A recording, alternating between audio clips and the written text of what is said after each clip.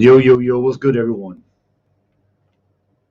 Divine Sense Boxing back in the building. Shout out to Deanna. I know she came in here earlier. I don't know if you're still here. I know you'll be back. Shout out to you, Pablo Escobar, first one in the building. I appreciate you. Salute to you. You guys see the title of the live stream, man. So it's going to be an interesting today. It's going to be an interesting one today. I know that it is, I believe, Saturday morning for a lot of you. Um, Saturday night for me. So, I was a bit strategic when it came to this topic. I know the news broke probably about, I don't know, probably about 3 or 4 days ago, maybe a little bit more, in regards to Bob Arum suing or filing a lawsuit against Bob Arum. And I kind of sat back, man, and I listened to what a lot of other channels were saying. There's probably at least, I would say, at least 4 or 5 very prominent channels here on YouTube, boxing channels, that have already spoken about it. I've listened to most of them, subscribed to most of them, and was just gathering thoughts. And I tell you what, man, the opinions are quite different around the landscape, the boxing community here on YouTube, right? Very different. And so that's what we're going to do today. I'm going to give you guys my perspective and my thoughts. And we're going to go deep into this whole fiasco about Bob Arum. And now, Bud stepping forward, filing a lawsuit. Is it good? Is it bad? Does it matter? I've heard people say that Bud is chasing clout. Bud is using the race card. And I've heard people give Bud like major shout outs saying, good, glad that he's done it, showing courage to be able to do this. About time somebody stood up, and et cetera, et cetera. So there are a lot of different opinions out there. So I guess it's my turn to put my hand up and say, okay, my turn. So I'm just waiting because I don't want to go off the deep end quite yet. Wait for a few more people to trickle in here. I know it's Saturday, people with their families. Some people are working. Some people got other shit going on. So it's going to wait just a little bit more to see who wants to pop in real quick so you can be a part of this live and exclusive. I'm going to drop the video regardless. Y'all can run it back. But to be honest with you, it's a little bit of a tricky and interesting situation in regard to Bud, not Bob. Bobby boy. That shit's straightforward, right down the line. He's always been a racist. He's always been scum. Nothing's ever changed. He's been who he is, probably out of the crib. And he's made a living off of making money off of black fighters. I mean, let's face it. And you can throw some other, Latinos in there and some Filipinos in there, aka Manny Pacquiao in there. But that's just what it is. So it's more of a topic of, okay, do we commend Bud or do we criticize Bud?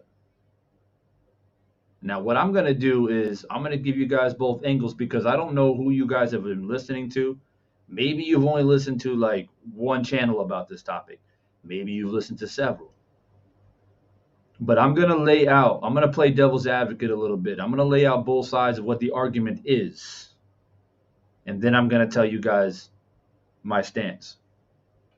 Because the real topic of conversation is Bud right for this, wrong for this, or does it matter? That's what the conversation is. Now,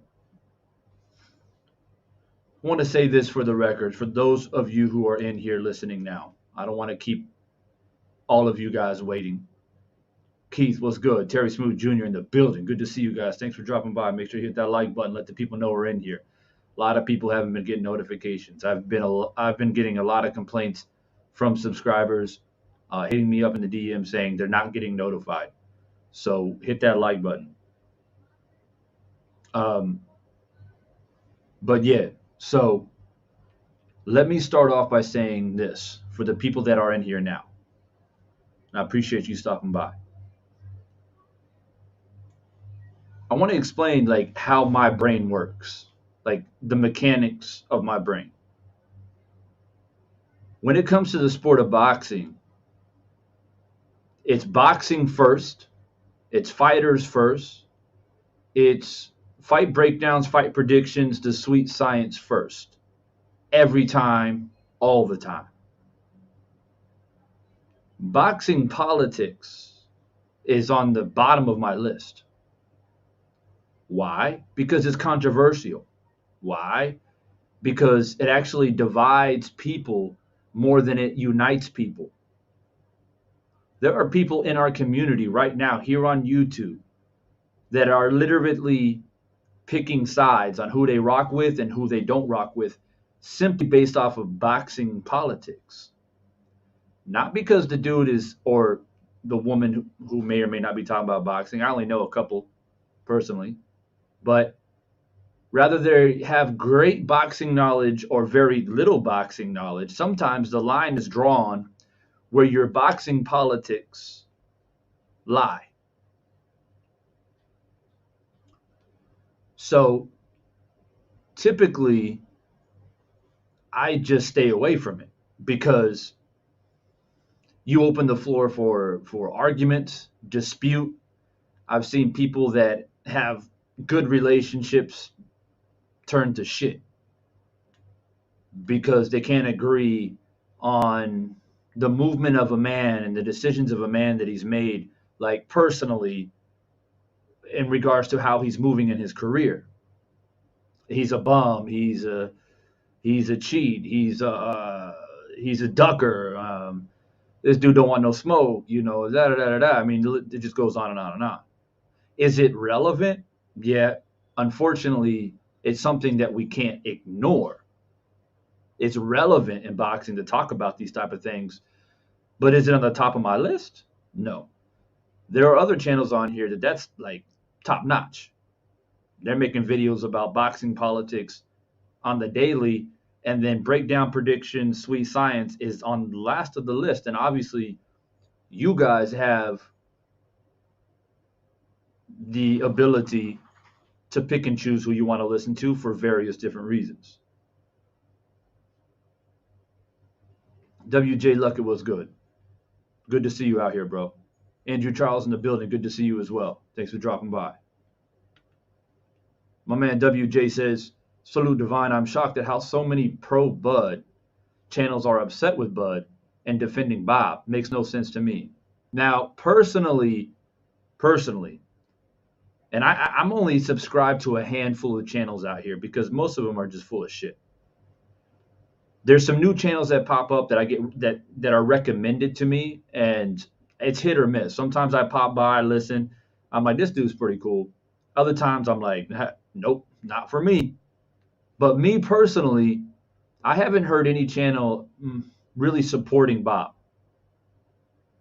But what I have heard are people making it more about Bud, saying you got one side saying Bud is like, I'm not going to give Bud any flowers or any accreditation for doing what he has done because he should have been doing this a long time ago. He was taking those paychecks, right? He wasn't complaining then, right? And now he wants to complain.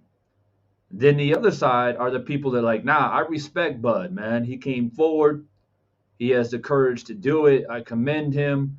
This man deserves some respect, etc., etc. So that's what I'm hearing.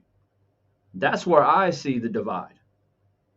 It's about Bud. I mean, most people with any common sense, and quite frankly, if you're trying to support Bob Arum, don't ever come to my channel. If you're listening right now and you think that Bob is either A, a good person, B, never done anything wrong, C, isn't a racist, or D, all above, get off my channel right now. Because what I'm about to do is I'm going to play a video for you guys. That's right. I went deep into the vault, the Divine Sense Boxing Vault, and it runs deep, let me tell you. And I unearthed a video that goes probably about 10 years back of Bob Arum. And just to show you what type of man this man is probably the most selfish and greedy man that I've ever known. And thank God I don't know him personally.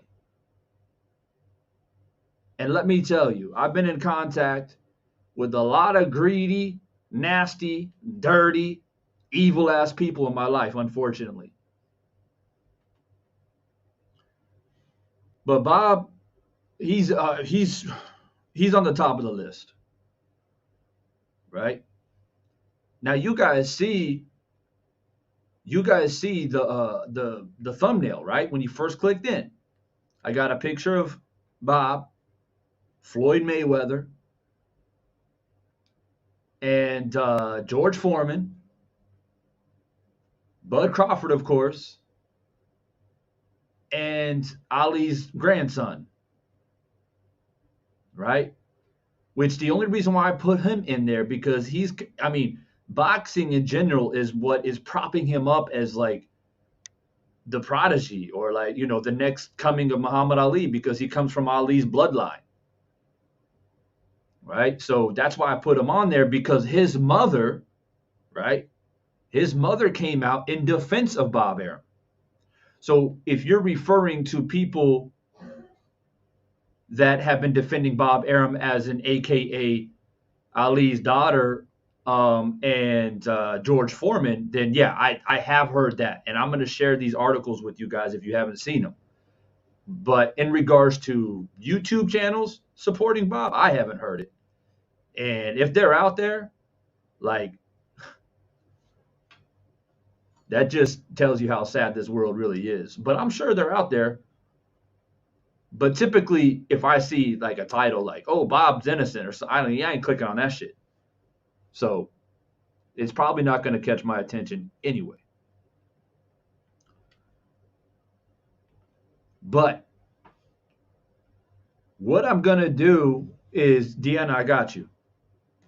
What I'm going to do is I'm going to play this video first and foremost, just to kind of put the nail in the coffin for Bob Arum.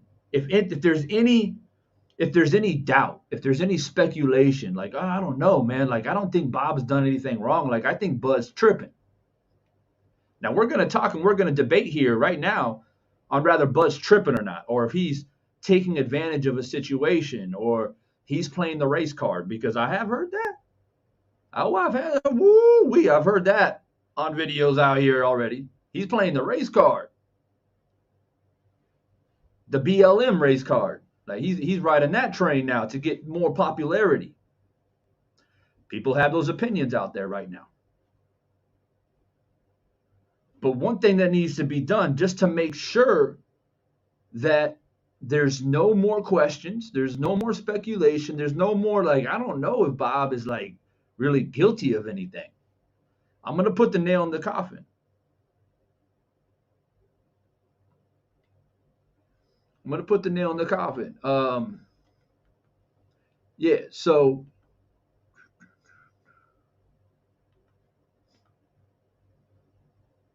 yeah, and I appreciate appreciate you. You're right. My mic was off. Thank you for the message. So I hope that's better now. If you guys hear me better, please give me a thumbs up in the chat. I appreciate you immensely. That's what family's for. Yeah. YouTube, man, they tricky. They tricky. They be switching my mic off, putting it on some like random ass mics that like I don't even have plugged in. See? It never fails. It never fails. So look, we keep it moving though. Until they shut the stream down, we keep it moving. PGH Big Dog, I'm glad you're in here. PGH Big Dog, I'm glad you are in here because I saw you on a particular channel. I'm not going to drop any names, but I saw you on a particular channel talking about this very topic. And you came out and said, yo, like, I don't know why y'all like tearing down Bud like this. I'm not trying to put you on the spot, PGH Big Dog, because you know I got love for you. But I saw a lot of people pushing back on you about that. So I'm glad you're in here because we're going to talk about it. DJ Zion Love, what's good, bro? Thanks for dropping by. Yeah, and Terry Smoot, yo, just on that real quick before I move forward. I did see that, though. So I don't know if you guys caught it, but I did go live about Paulie and what he said about George Floyd. You know what's sad? Nobody really challenged me live, right? Nobody challenged me live in the chat except maybe like one dude came in. I called him out. He left. But I got messages was saying like, yo, Divine, like, you know, I didn't want to say anything in the chat, but, you know, I think you need to take a second look at what Paulie was saying. I'm like, what? Take a second look. I heard his ass loud and clear. My ears are good. I don't got any reason to go back and double check. Stop making excuses for these fools. That's why we don't advance in life as a society, making excuses and rolling over.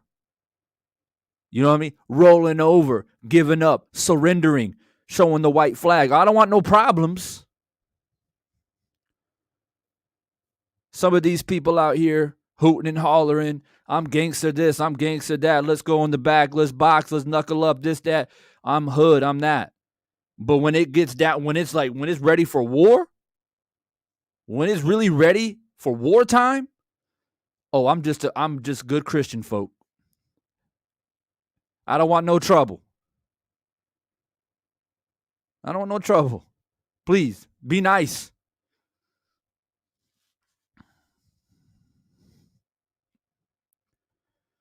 So,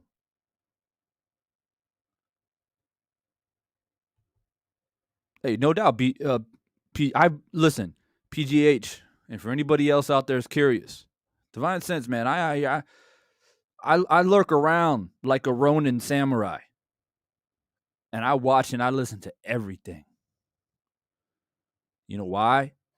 Because I just been around this shit too long. I watch how people operate. Saying one thing and doing another, you know, that type of shit. And that's not even me trying to call nobody out or nothing.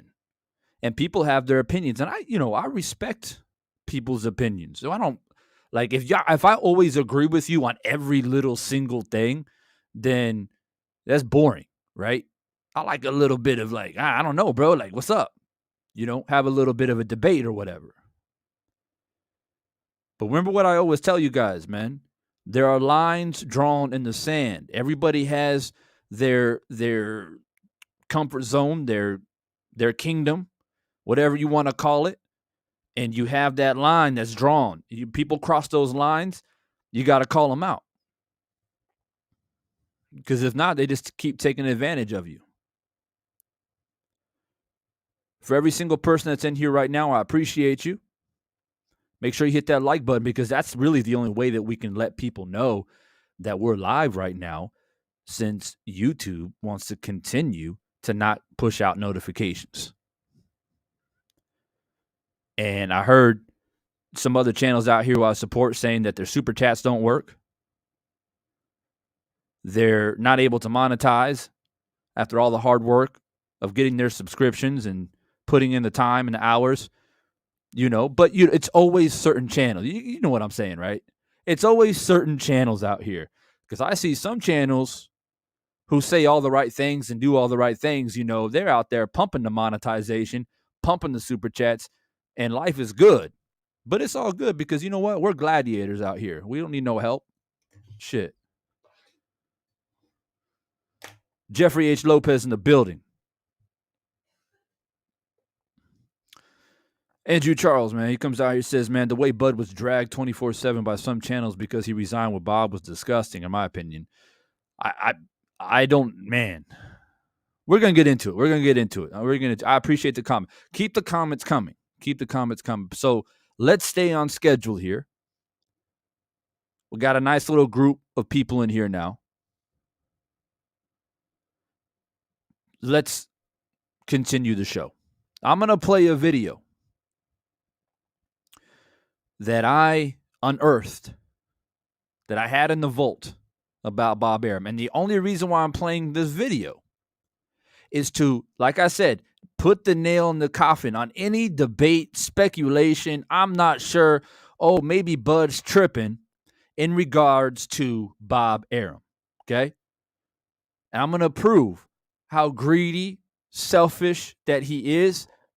And he literally cares about nobody but himself.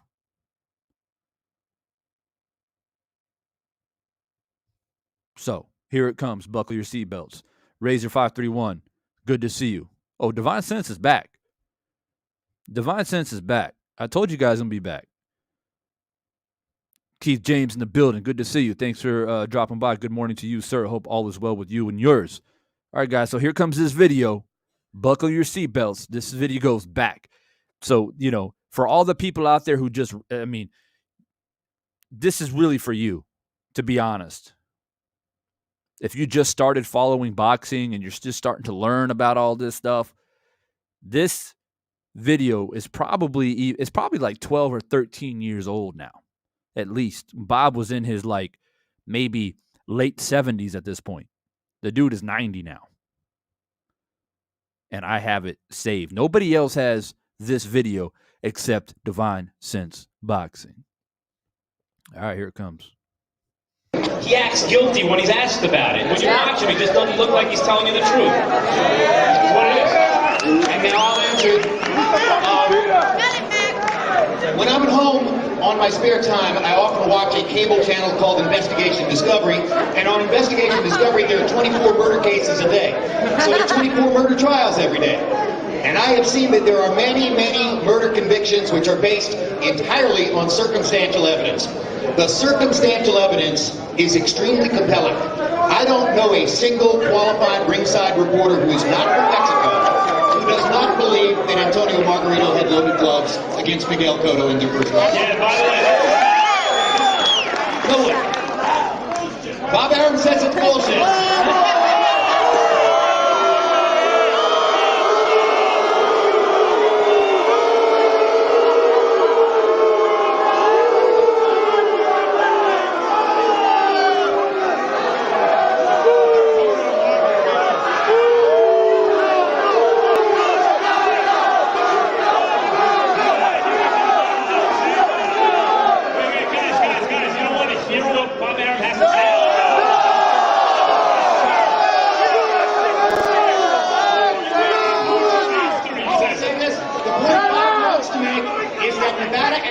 Are two different places. No.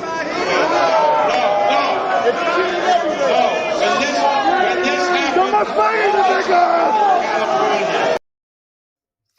all right, I'm going to stop it there because there's a lot of screaming and yelling and it's hard to hear everything. Now, some of you may not know what exactly is going on. So let me refresh your memory, because some of you have been watching boxing for a long time. Some of you may have just recently started getting involved.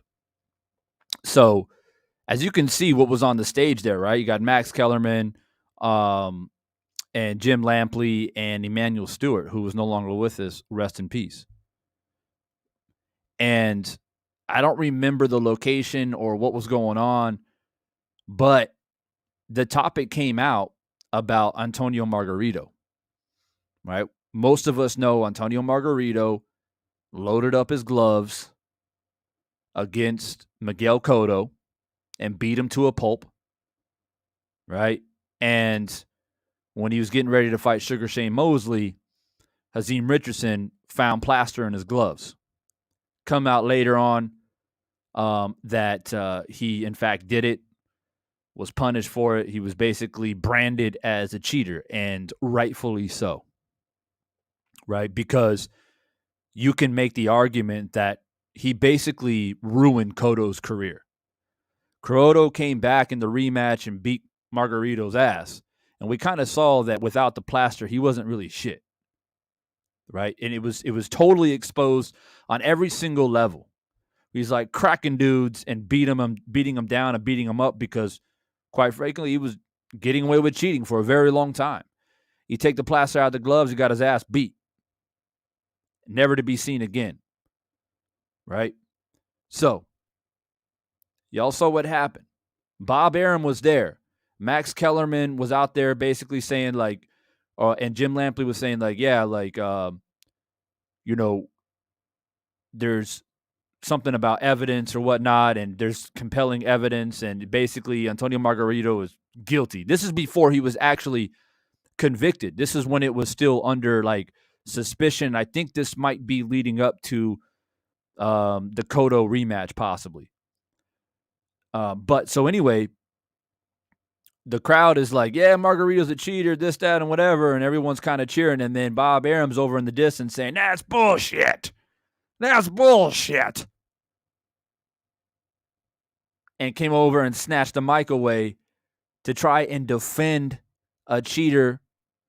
Everybody in boxing knew that at that point Margarito had been cheating and beat Miguel Cotto to a pulp. We don't really know the full potential of Miguel Cotto if he didn't get beat down like that. That just shows you guys the type of man that he is, that he's willing to sacrifice everything, himself, everything or anybody to save what? The money in his pocket. He was willing to support a cheater to save his own face.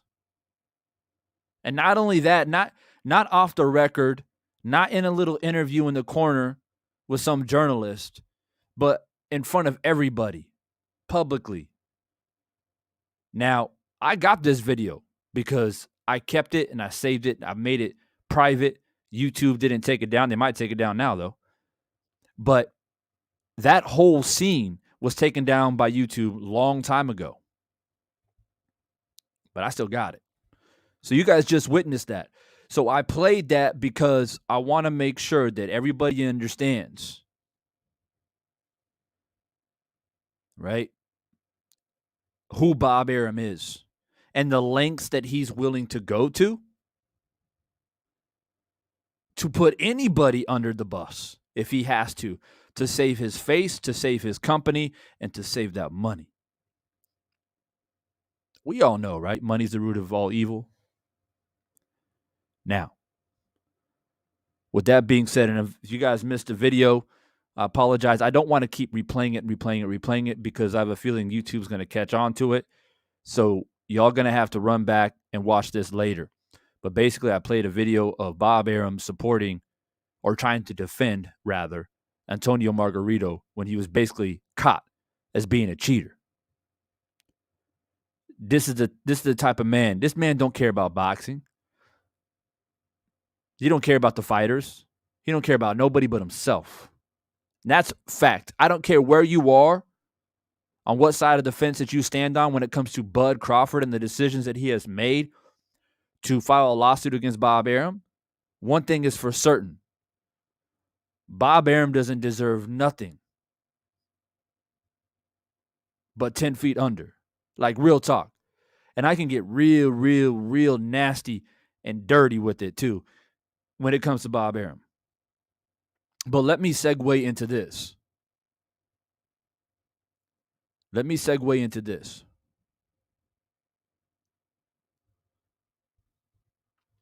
Muhammad Ali's daughter, right? She's came out and she's stood up for Bob, Rashida Ali. Now, I'm going to come out here and say this. I don't know. I've heard different things, but I don't know personally for a fact the type of relationship that Rashida had with her dad. As we know, Muhammad Ali had a lot of kids, man. Mostly girls. I think all he had was girls. Pretty sure. And he was married several times. He wasn't close with all of his children. And I've heard that Rashida in particular was never really close with her dad because she was a little kid when her mom and Muhammad Ali separated or divorced. It doesn't make her any less Ali or anything like that, but I'm just pointing out that Muhammad Ali had a lot of children and he wasn't close to all of his children. He was married multiple times. Okay? But he has recently, or she has recently come out to defend Bob Arum by saying that basically, and I got the article right here, and I'll go ahead and share it just because I'm speaking on it. So people, people like, Devon Sense out there talking shit. Devon Sense doesn't know what he's talking about. So I'll go ahead and share that with you guys, the article.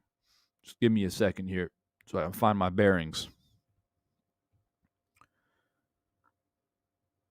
And I'm not gonna give too much thought, to be honest with you, in regards to her statement, because honestly, I feel like it's just not my place to speak about like certain things that happen in the community, and you guys know what I'm talking about. But I will point out some things that should be recognized and understood. My shit is tripping.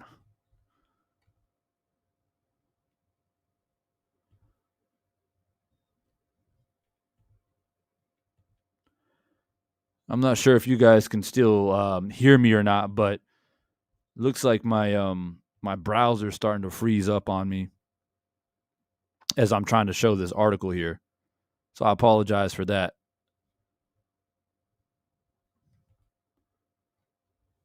I'm just going to assume that you guys can still hear me, and I'm just kind of waiting for this to kind of sort through. But I wanted to share the article with you guys in regards to what Muhammad Ali's daughter has came out in defense of Bob Arum, right? Until I get the article up, I'm going to just keep going here. So basically, she came out and said that,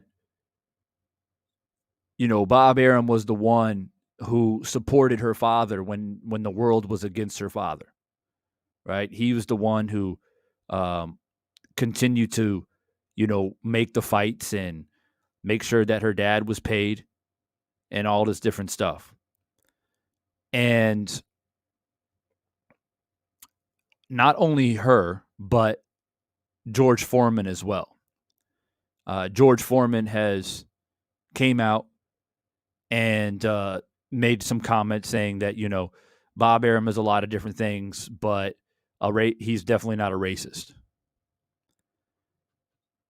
Now, here's the thing, right? It becomes a slippery slope on which side that you take on these comments.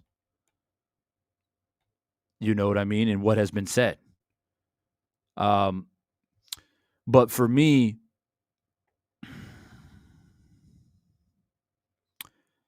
let me put it to you this way. This is the best way that I can put it.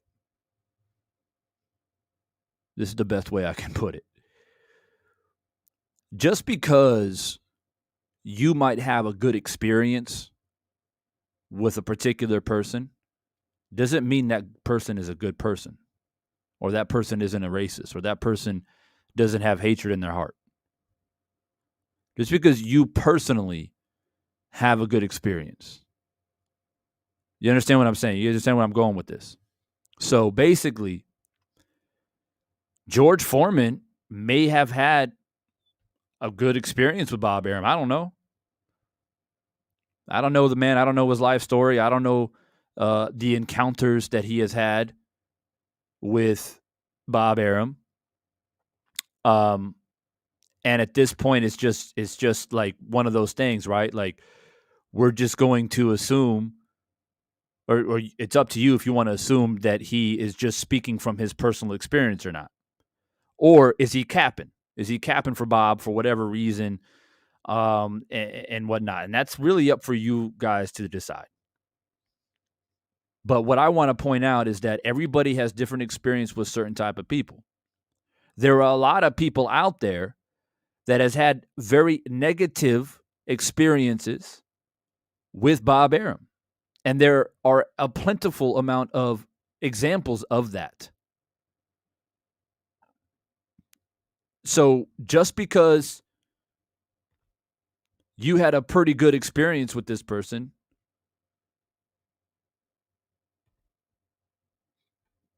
doesn't necessarily mean that they're a good person. And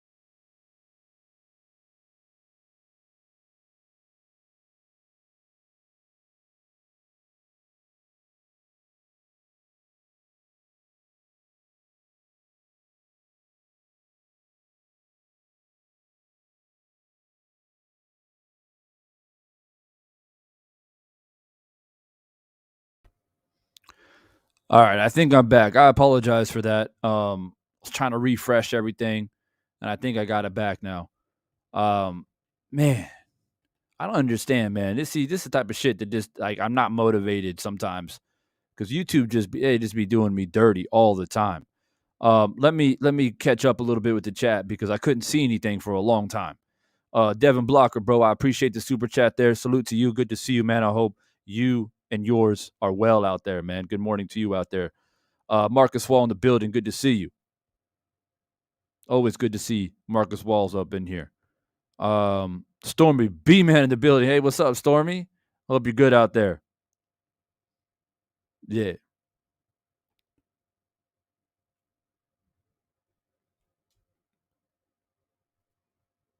Bob Protection Bureau came for Divine. Who's in here protecting Bob?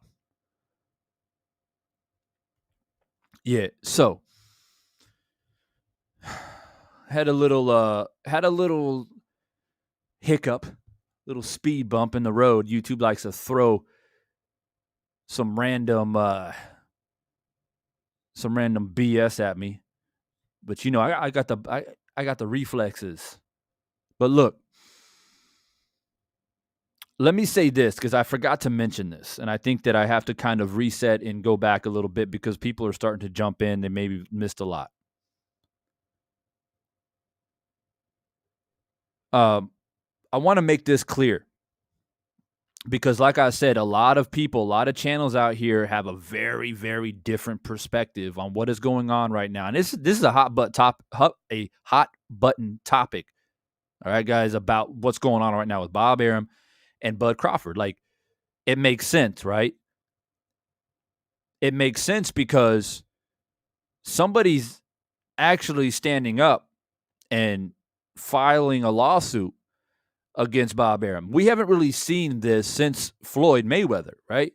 When Floyd came out in the early 2000s and was like, Bob been screwing me over, taking all my money. So F Bob, I'm rolling out and I'm going to start my own company. And he did. And of course, we all know, right? He became Money Mayweather. But it really hasn't been since then because Bob was riding the Manny Pacquiao wave for years, making money off of Manny Pacquiao. And there are a lot of people that are divided about Manny Pacquiao as well, because there are some people out there that say, oh, well, you know, Bob made Manny and Manny made Bob. Well, Bob has been Bob before Manny. Don't get it twisted. I mean, we're going back into the days of like the 60s. That's how long Bob, and you can argue the fact that he was there for the sinking of Titanic. The dude has been around being shiesty since he rolled out of the crib. And if you're out there thinking, oh, come on, Divine, you're being harsh. Don't make me lambaste this dude.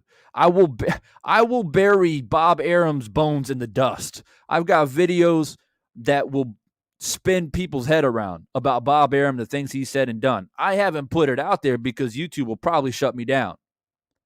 Don't forget how long I've been around this shit.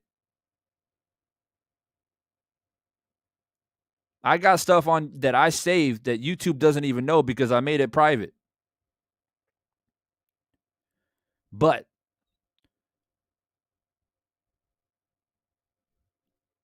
I want people to know and understand Karma Boxing MMA was good. I want people to understand this. As I was mentioning for the people that were in here earlier, the way that my mind operates, and I think, Stormy, we're on the same wavelength when it comes to this. The way my Bob, damn it, Bob. Stop with your sorcery.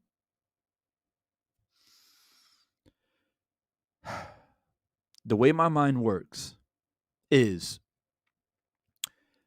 sweet science, boxing breakdowns and predictions, the stylistic point of view of boxing first. That's what I pride myself on. Divine Sense Boxing.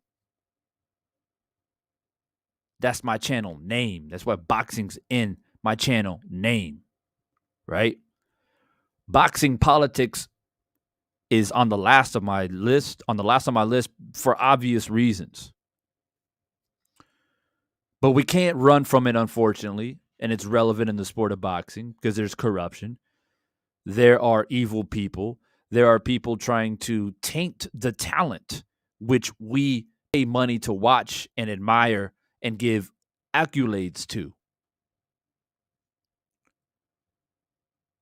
So with that being said, Bud Crawford, stylistically, despite what you may think about his movements and the things that he's done in his career, whether you support him filing a lawsuit against Bob or not, stylistically, Bud is one of my favorite fighters. I'm gonna let everybody know that right now. If you don't like that, too bad. The dude is one of the most skilled fighters that I've seen in my lifetime. He's not my favorite, not even in the welterweight division. Earl Spence is. But I give Bud Crawford, talent-wise, a lot of credit. So I want to make sure everybody understands where Divine Sense falls when in that category. Keith James,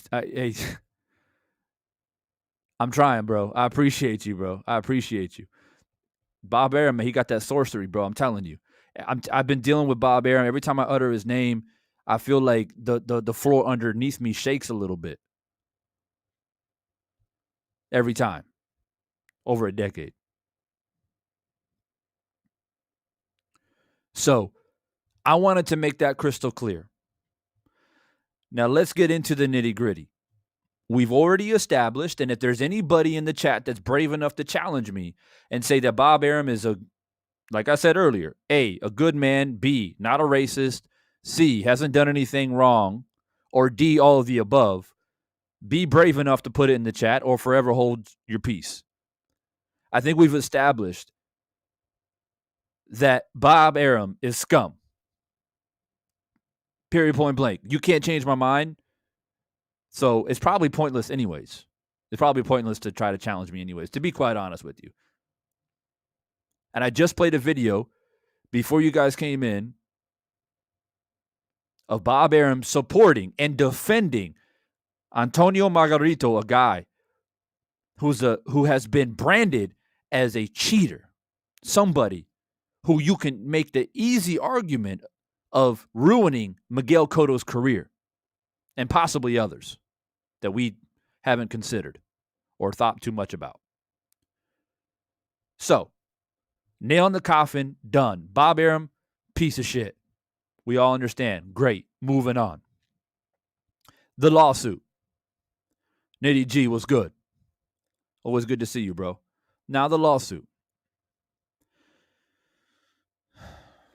There's a lot of stuff that's deeply rooted in this. And I always tell you guys, I'm never going to speak on certain things when it's not my place. That's how I operate. Okay, I'm not going to, if somebody asks me directly, what do you think about this or what do you think about that? Privately, I might give you my answer. Publicly, I've been around too long. I know how to operate. And what I mean is there's a lot of sensitive details because, within our community, which I happen to be a part of, there's a lot of division, right? There's a lot of let me put it this way. Is Bud Crawford playing the race card to now benefit himself, to now start to get recognition? And say, like, I was a black fighter that wasn't supported, wasn't appreciated. Bob Arum was trying to ruin my career, and Bob Arum's a racist. Is that going to turn heads? Absolutely, it's going to turn heads. And that's exactly why we're talking about it right now. It's not that it's new. It's not like, what, Bob's a racist? Because if you've been around boxing long enough, that's not the surprise. The surprise is like I said earlier, that somebody's actually stepping up and doing it since basically Floyd Mayweather. And if you're new to boxing and wasn't around when Floyd left Bob Arum, this might be, I guess maybe it'd be a shock to you, but I'm here to tell you, you shouldn't be shocked about Bob Arum. You shouldn't be shocked. The shock is that it's Bud Crawford coming out and saying, not only am I leaving Top Rank, but I'm also going to sue Bob Arum for being a racist, essentially. So the question at hand here is he using, the race card basically and riding the same wavelength as, like, something like BLM by saying, like, yeah, I'm going to use that to my benefit. Is that what Bud is doing? Or is Bud making a real true stand and doing something that, quite frankly, nobody's been willing to do since Floyd Mayweather? Now, I was on a channel not too recently, and he made an interesting point. I say interesting point. Neither confirm or deny, rather I agree with it or not. But it's an interesting point. And he said that if Bud Crawford has felt so strongly about Bob Arum treating him wrongly, why was he keep taking those checks, those $2-3 million checks?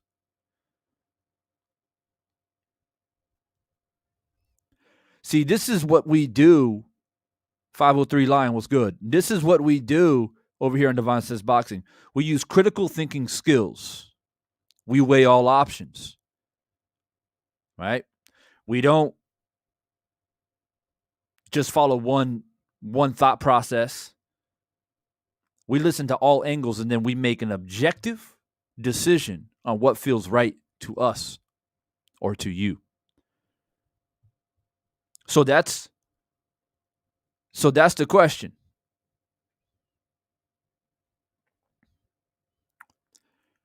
Why is he taking his money if he felt so strongly about Bob Arum treating him unfairly and being a racist?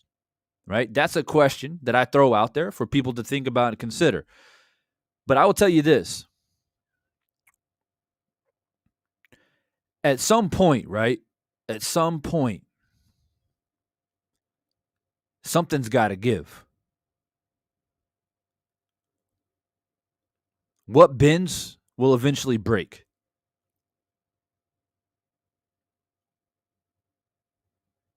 Was Bud Crawford a little bit slow on the trigger? Possibly. Is Bud Crawford taking advantage of a situation?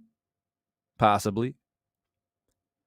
Does he deserve criticism for calling out a true racist when nobody has done it or had the courage to do it since Floyd Mayweather?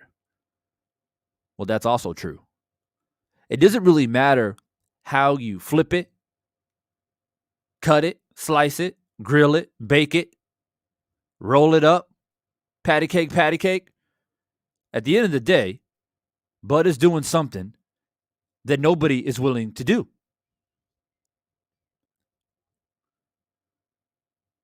And do you know what's crazy? You know what's really crazy? Maybe Bud has felt this way this whole time. I don't know. I'm just throwing it out there. I don't know exactly. I'm not in the man's head. But maybe Bud has felt like this for a long time. But he thought to himself, I'm going to get paid first.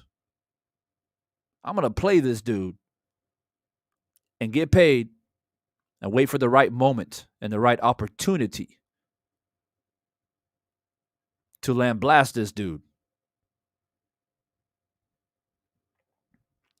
I don't see very many people taking that into consideration. I see a whole lot of Bud out there tripping. Bud's capping. Bud was out there taking that money, not having a problem with the man, right? And in this case, the white man giving that check.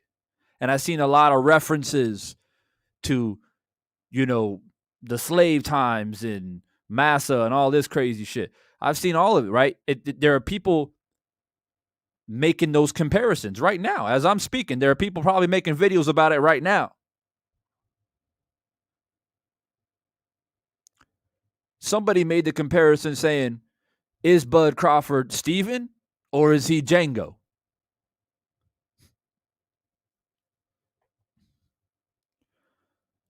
Maybe you're ready to answer that question right now. If you are, put it in the comment section. If not, then don't pull the trigger.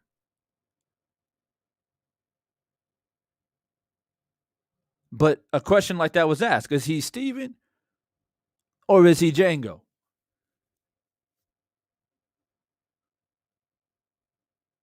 But here's the thing, right? I can't help myself. I gotta flip it. And I'm listening to these channels, right? I'm listening to these channels, and this is why I'm strategic on how I move in these YouTube streets. It's this. And I listen and I wait to hear what people got to say. And there are some people on this very topic that I respect immensely. Immensely. But I don't agree with everything they're saying because I'm going to put it to you like this.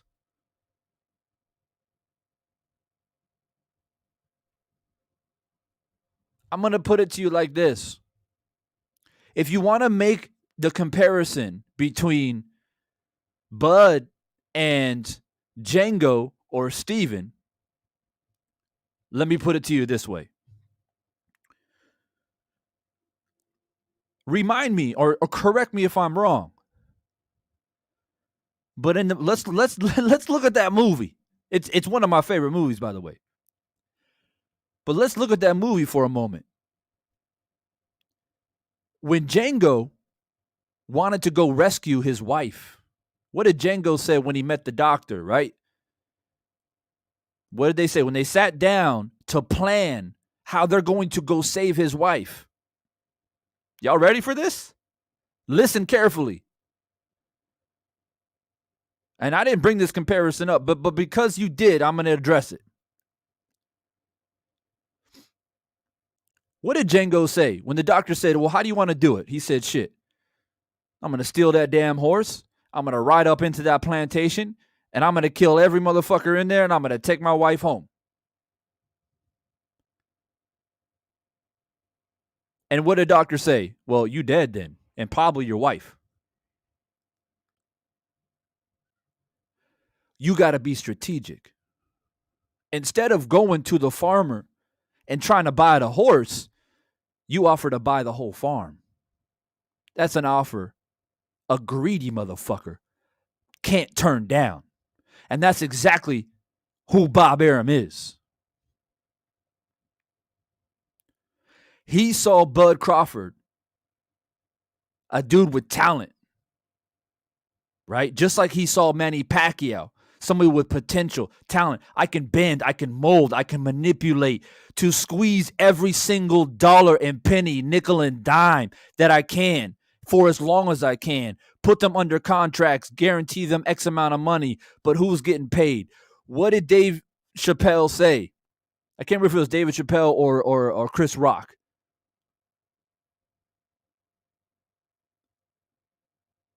When they said that basketball players are rich, but the owners are wealthy.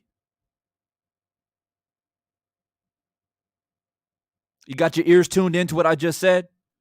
The basketball players are rich. The owners are wealthy. Long-term wealth. Longevity. Residual income for a lifetime. So think about this when you're out there on these channels listening in, and I commend you and I support it 1,000%. Don't just listen to Divine. Don't just listen. No, go out there, listen, absorb, and make your decisions. That's how we should operate in our everyday lives. That's how you're going to construct who you are as a person, your principles, your loyalties, who you trust and don't trust, etc., etc. But think about that. We're not going to go to the farm to buy the horse. We're going to buy the whole damn farm. We're going to offer this selfish, self-righteous, racist, bigoted dude an offer that he can't refuse. Then we're going to take your wife in the middle of the night when he doesn't even expect it. Strategy, strategic, waiting for the right time to strike.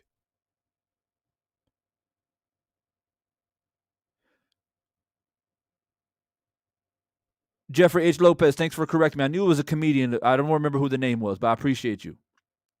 Corey Holcomb. But check this, right?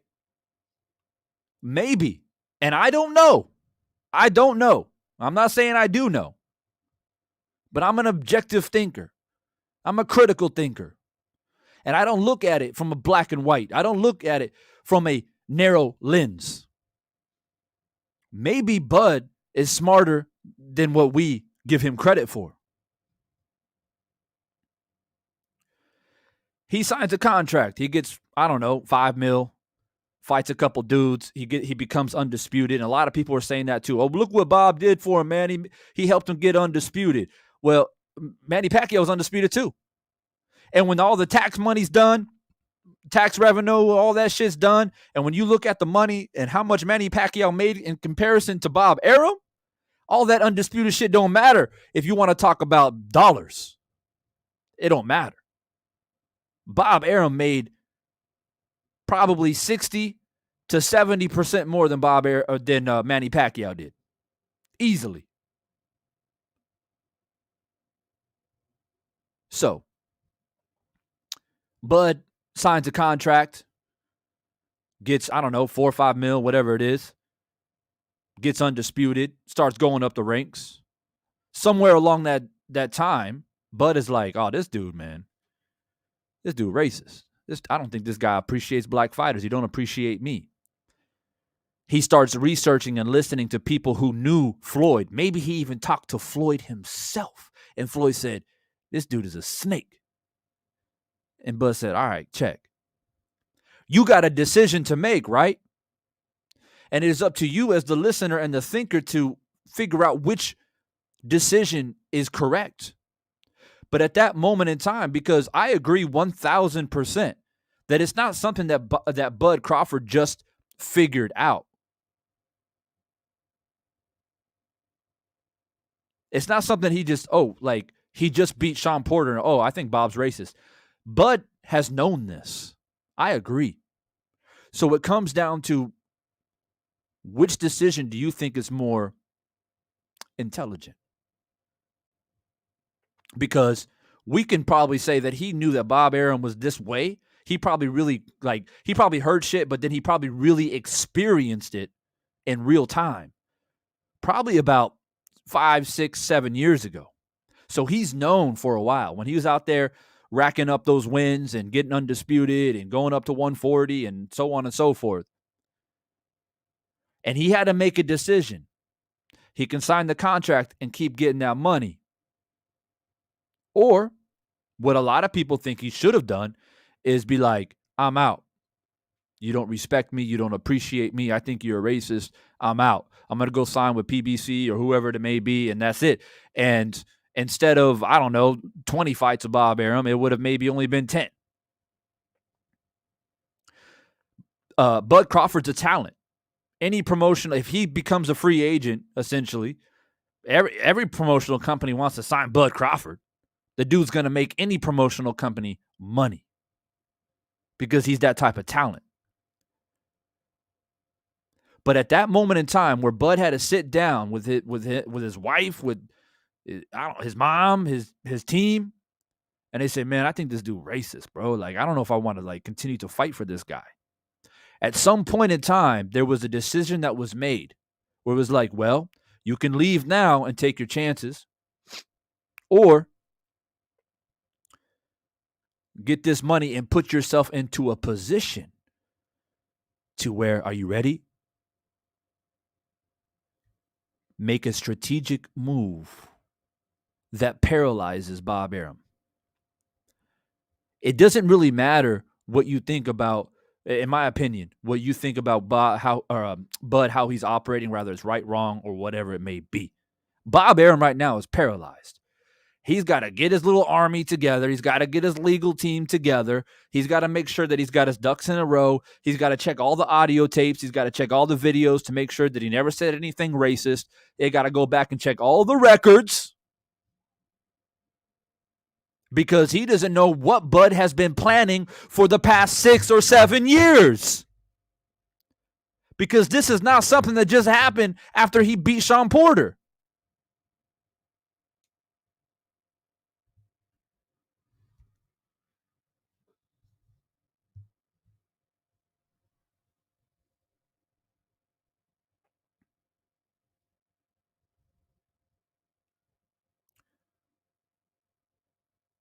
Now, am I up here defending Bud? I'm not. But you guys got to think about this, man. You got to think about it. You got to think deeply about this because this very topic is the very essence of topics that are spoken about in our everyday lives, in our communities. And we are quick to criticize. We are quick to point fingers and assume things. And all it does is divide us further and further and further. Oh, yo, but Divine, hit the brakes, bro. If you feel like you're being mistreated, you got to step away ASAP. You can. You can. How much money are you going to take with you? How much food are you going to put on your children's tables? And how much are you going to put yourself in a better, stronger position of power to take down a demented monster like Bob Arum?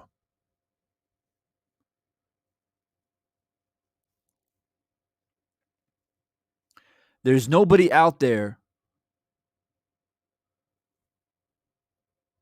There's nobody out there that can explain to me or try to paint a picture and be like, yo, but you fighting against the man, bro. Like you can't take that shit. Like if you getting effed over, you gotta stand up.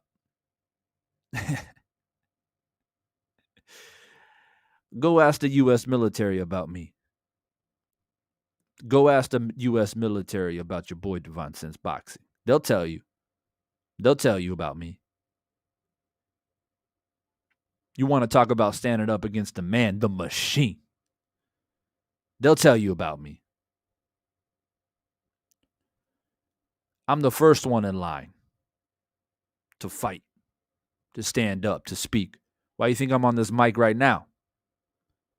But sometimes you got to be strategic. You don't go to the farmer and ask him to buy a horse so you can rescue yourself. You make an offer to that farmer that he can't refuse, and you offer to buy the whole farm.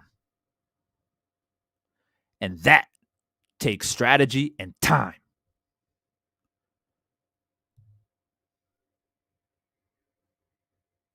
G5 Gabe was good, bro. Big Dog Willie was good. Yeah, Big Dog, man, they ain't doing the notifications, bro.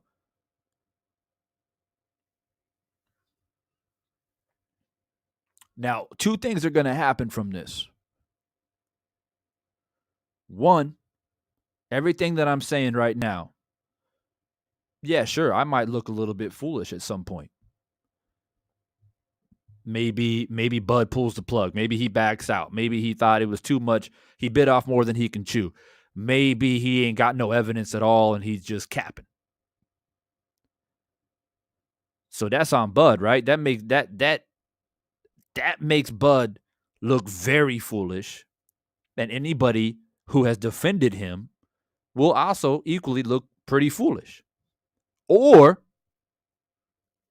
like I said, he's smarter than what we're giving him credit for. And he has set up shop.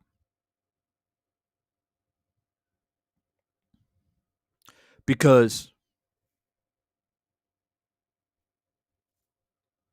I tell you this. It's like Eminem said in his diss track back to MGK. He said, "You got me in the scope, but you grazed me."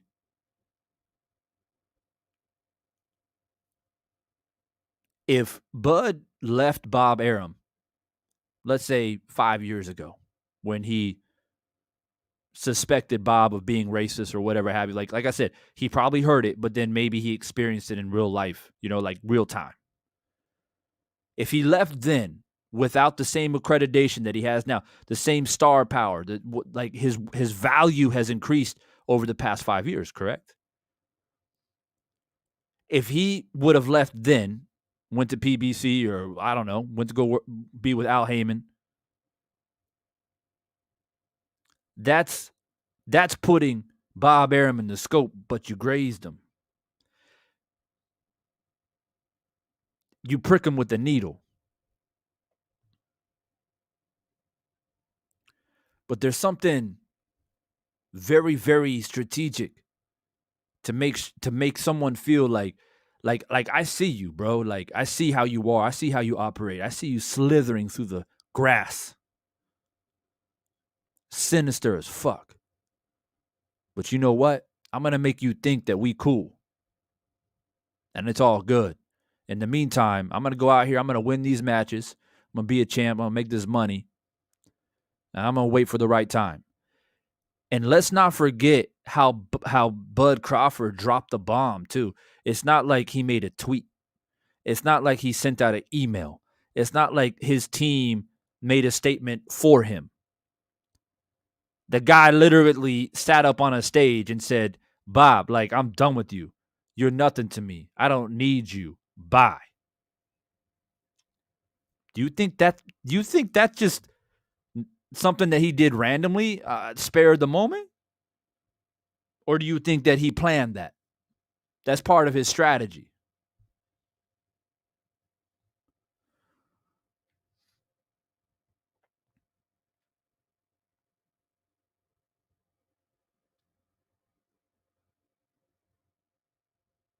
So all I wanted to do is just offer a different perspective. Something to think about, something to consider before you jump on any bandwagon out here. First and foremost, you got to stand in your own square, right? That's that. Ain't nobody out here gonna protect you but you. Ain't nobody out here going to protect you but you and or the people that have proven their loyalty to you. So in that regard, there ain't no point of jumping onto a bandwagon unless you know that your convictions run true and they're unwavering.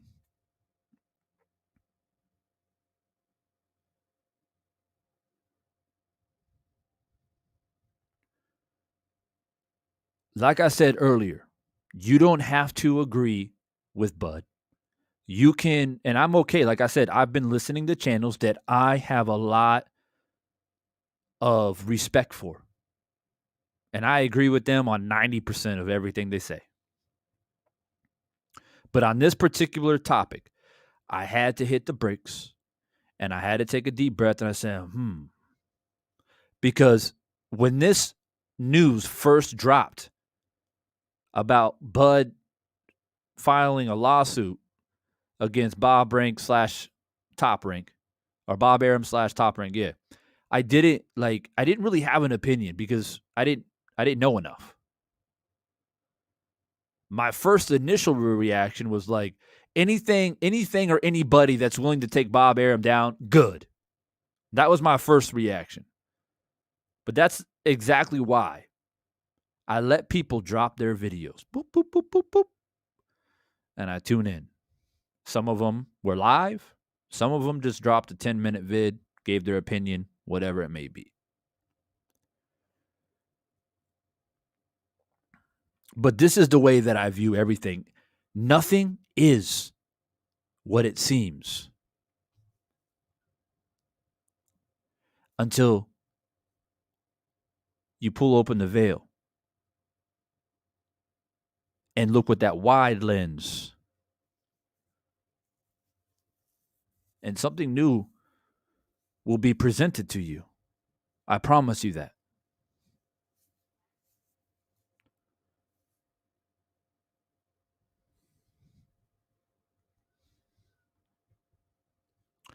And there is absolutely no doubt that Bob Arum and Top Rank, the whole organization, the whole corrupt temple that it is, I shouldn't even call it a temple because that's blasphemy. But the whole shebang it needs to be uprooted. And boxing is better off without Top Rank. It's better off than Bob Arum. And I've been saying that for damn near 15 years. So, does it really matter though? Does it really matter on rather Bud left him 5 years ago or he left him 6 months ago and follows a lawsuit 5 years ago or now?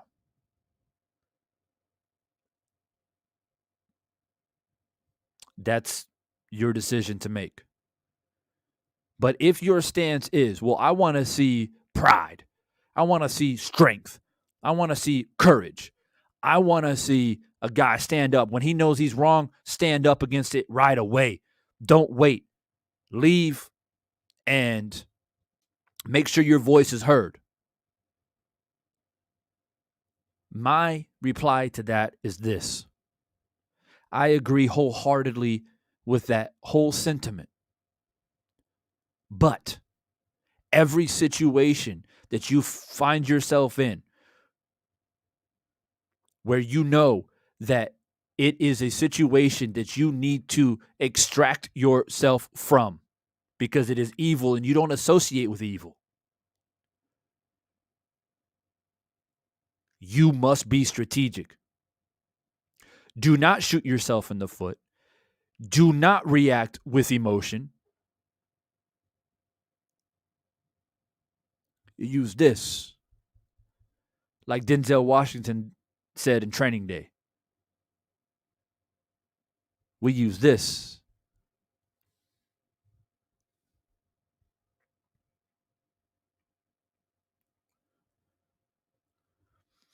My man G5 Gabe in the building here, he says, speak on it. Bud has some self-inflicted wounds and brought some things on himself. You have to take accountability and responsibility for your actions. I'm glad he's going up against Bob. And I have no problem with that. I have no problem with anybody, especially those content creators out here who make videos, who want to put Bud in a little bit of a spotlight and said, yo, you made some mistakes. You need to man up to these mistakes and hold yourself accountable and be responsible. But that's also part of growth. That's also part of maturity. That's also part of life. You live and you learn, you make mistakes and you get better. Some mistakes are bigger than others. But is this really like a mistake that he can't be forgiven of? That he can't forgive himself of?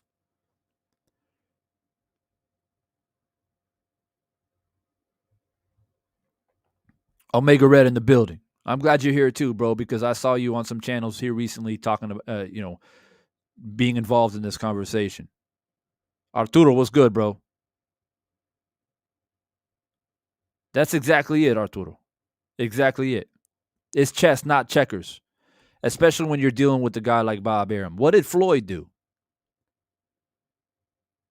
Floyd hurt Bob Arum probably in the outmost way. Hit him right in his pocket. What does Bob do? He latches on to a particular talent and he drains that talent for every single dollar that he possibly can. He tried to do it to Floyd. He did do it to Manny Pacquiao. And he was doing it to Bud Crawford.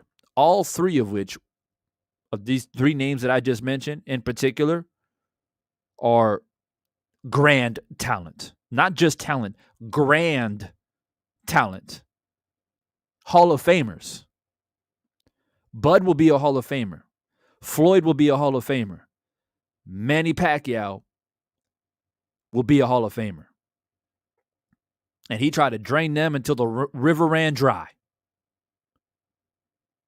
And Floyd hit him right where it hurts because he basically left Bob and went out and made more money in his own fights that he promoted through Mayweather Promotions than Manny Pacquiao ever did. Do you think that shit pissed off Bob Arum? I guarantee you to this day, he probably put it somewhere in his will to like his sons or his nephews or some shit saying, if you get the opportunity, try to take down Mayweather because he did something that I can't accept. He turned out to be a better promoter than I am.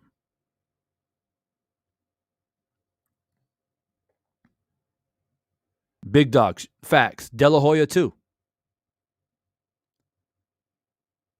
Until the river ran dry. But not with Floyd though. And not with Bud. Manny Pacquiao, damn near dry. Manny Pacquiao out there oblivious to the world. Good Christian man from the Philippines. Oblivious. And Floyd tried to warn his ass. Floyd don't even like Manny Pacquiao. And he still tried to warn him. Leave Top Rank. Manny Pacquiao Promotions. Whatever. We can make the fight right now. And that's what I always tell people, like, do you think that the fight didn't happen because, like, people, random blood testing? Man, come on, bro. That's little side talk. That's a little sidebar conversation to keep the fans busy, to keep the fans chattering and making videos and shit, tweeting. The whole reason why the fight didn't happen for 5 years. Top Rank, Bob Arum. Period. Who do you think told Manny Pacquiao not to get the random blood and urine test, the Olympic style testing? Of course, Bob Arum did. Everything that Bob Arum said and advised, Manny Pacquiao listened. Yes, sir. You want to talk about, yes, I'm boss. Yes, sir. I hate to break it to you, but that's Manny Pacquiao.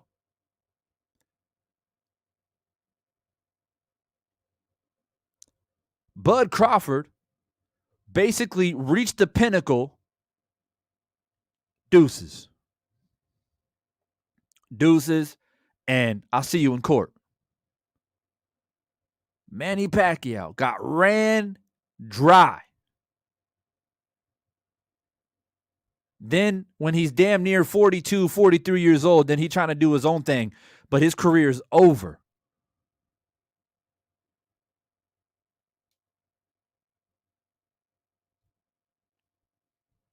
So if you guys want to sit up here and talk about he's out there saying, yes, I'm boss. What do you think Manny Pacquiao was doing? But yeah, big dog, you're right. He didn't know. He was oblivious to everything that was happening to him. He thought, man, I got a couple $1 billion in my account. Like, I'm good. Like, I came from nothing. I come from the gutter. I was out there eating rice and chicken and shit. Like, trying to take care of my family. But see, that's how Bob Arum, he preys on people, man. The dude's like a chicken hawk.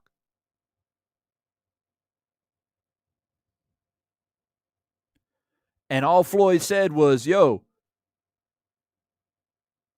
all you got to do is leave Bob Arum, bro. And we give the people what they want. And when the history books are written, people are going to look at Floyd Mayweather's resume, and I don't care if you like it or not, he beat Manny Pacquiao's ass. Right? But the sad part is that they could have fought 5 years earlier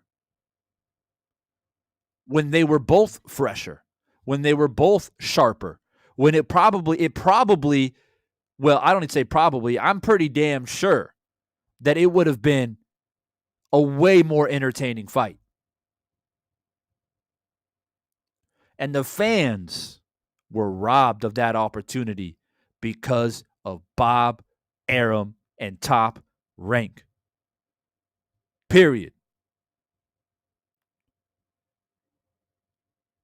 So if you don't have at least a little bit of ounce of you within your being to be happy or proud that Bud is willing to step up, rather, now or earlier or whatever the case is, like,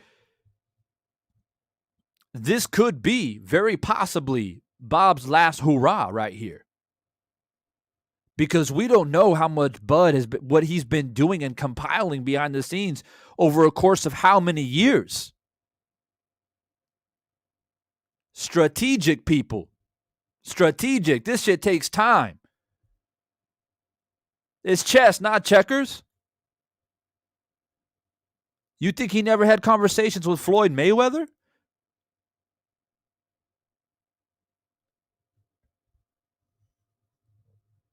And then we get people like George Foreman and Ali's daughter coming out in support of Bob Arum. Now that shit blows my mind. That shit blows my mind.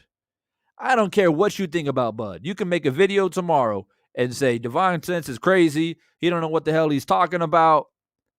You know, Bud, he on that bullshit. Da da da da da. Fine, fine. But if you can't dispute the fact that you got people coming out here in support of Bob Arum, like if you don't call that shit out at least, then I don't think we can agree on probably anything. So we might have to part ways.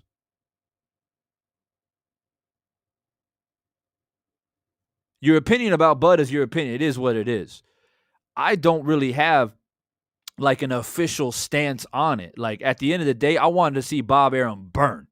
One way or the other, however it happens, that's what I want to see because that's what he deserves. No different than the Clippers owner, wherever the hell his name, Donald Stir shit. He deserved everything that he got. Rightfully so. So really for me, it's like, y'all want to nitpick about how it was done and this, that, or the third, like not even to take into consideration how much strategy that it takes to do these type of things because you ain't going up against a molehill. You're going up against a mountain. Chavo TV in the building. Been a while, bro. MStack85. I need to rent you up, bro. It's been a while, man. Good to see you.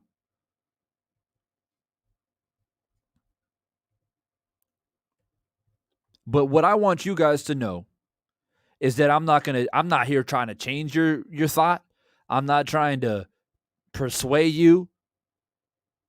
But what I want you guys to know is that when I come over to Divine Sense Boxing, and if it's anything other than like real boxing talk, and we get into these boxing politics, unfortunately, sometimes we have to. All I want is for people to say, Divine made me think today. That's it. That's all I want. That's my only objective. Divine, you said some interesting shit. I gotta take a look at that. I need to look at that. I need to think about that. Because that's how we succeed in life. Question things. That's why I tell my daughter every day. She's 9 years old. Ask all the questions you want, babe. Whatever pops in, just ask. Don't imagine, don't think, don't hope. Ask it. And I might not have the answer, but I'm going to at least leave you with something to go think about so you can hopefully develop your own answer.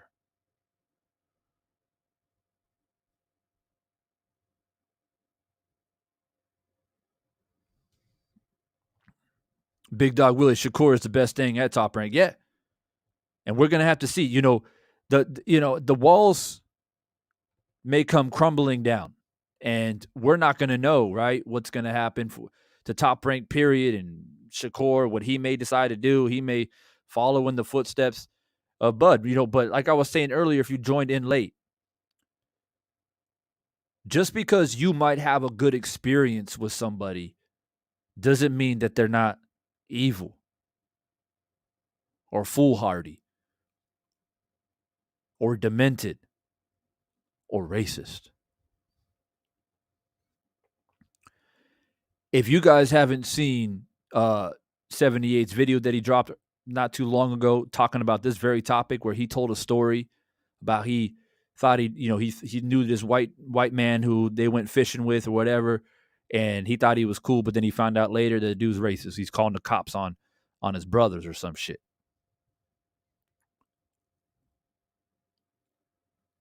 So Shakur might have an okay experience with Bob. I don't know.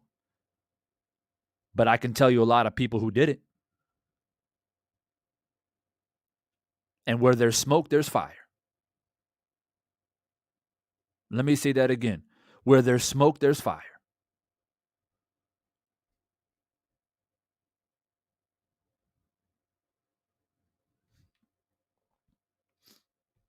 Chavo TV out there saying, Divine, I say that all the time. Being ignorant isn't a problem at all, but being willfully ignorant is worse than being stupid to me. Facts. Facts. And you know what? A lot of people misuse that word ignorant. Some people take it as an insult. It's not, the word ignorant is not made to be insulting. It's to let you know that you don't know what you're talking about. That's literally the definition of being, or of arrogance, right? Of being ignorant, is speaking about something that you don't know what the hell you're talking about. Now, arrogant or having arrogance is different. Arrogant people do it in spite of people because they're arrogant. They want to ruffle feathers. They want to cause ruckus.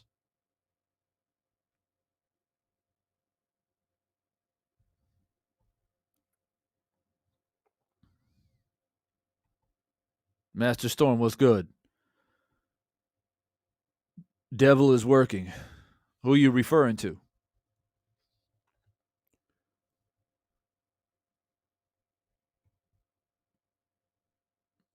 So look, the whole point of this live stream, guys, like I said, is just to offer a different perspective. Because I promise you, this topic is going to be talked about until the cows come home. Until Bud signs a new fight, or Earl Spence signs a new fight, or whatever the case may be, and until we get closure to this, you're going to be seeing a lot on YouTube. Not from me. Not from me. I've said what I had to say, and I'll sit back and I'll watch to see what happens. But I tell you what, if it turns out that Bud was a lot smarter than we gave him credit for, or all these other channels out here, calling Bud Crawford a lot of names that I don't want to mention right now, I'll be back then and say, well, I guess not enough people are subscribed to Divine Sense Boxing. That's all I'll say. Not enough people. Because I told you. Kaz, what's good? So, I want you guys to remember that reference. And I wasn't the one that brought it up. Someone else brought it up. Asking, is Bud Crawford Steven or Django? Well, unfortunately, for the person that's asking that question, I don't think it's a simple answer. I don't think it's as simple as that. Because remember, Django said, shit, I'll just ride in on a horse and just kill everyone. Okay, well, you dead then. Your wife's dead too.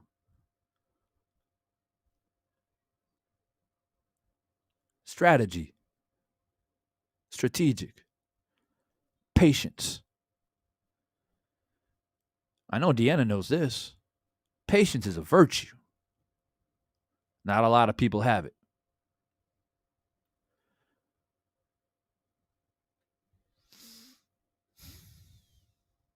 Good to see you, man. Good to see you, Kaz, man.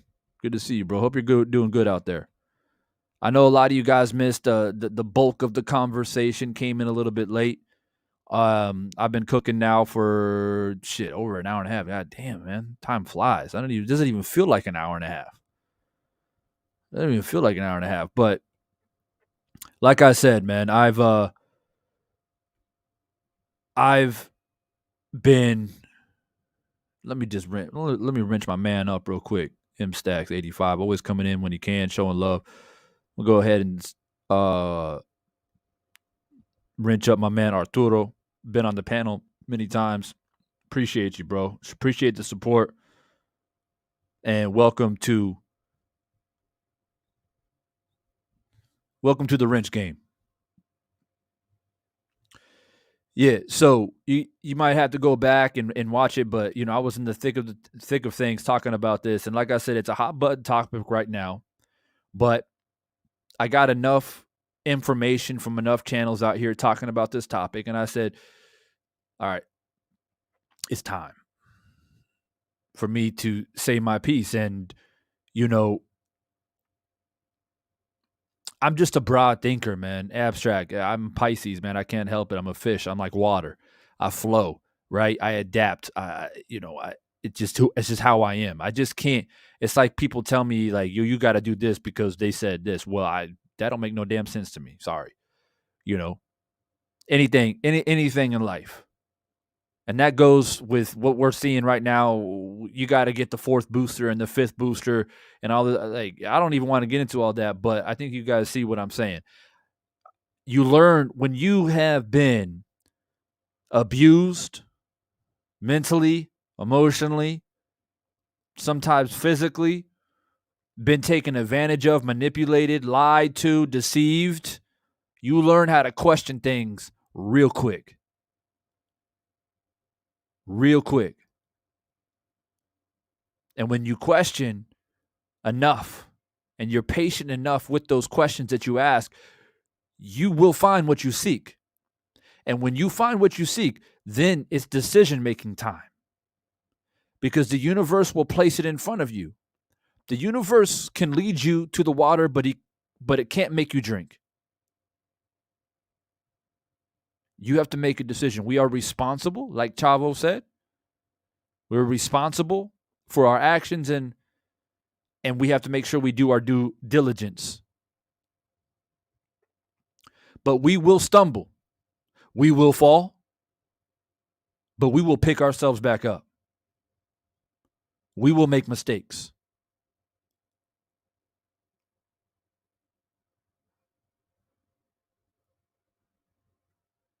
But that's exactly why you have to take everything into consideration. Be careful on jumping on bandwagons. Be careful of carrying the torch when you don't really know why you're carrying it. Because now you're a target.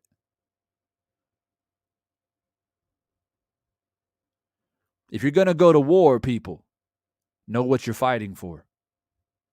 Let me say that again. If you're going to go to war, know what you're fighting for. Because if not, you're fighting a fruitless battle. And you will crumble in vain. Don't put yourself in a situation where you have regrets. It's not even about this bud shit, but it's just life. It's life in general. Some life advice.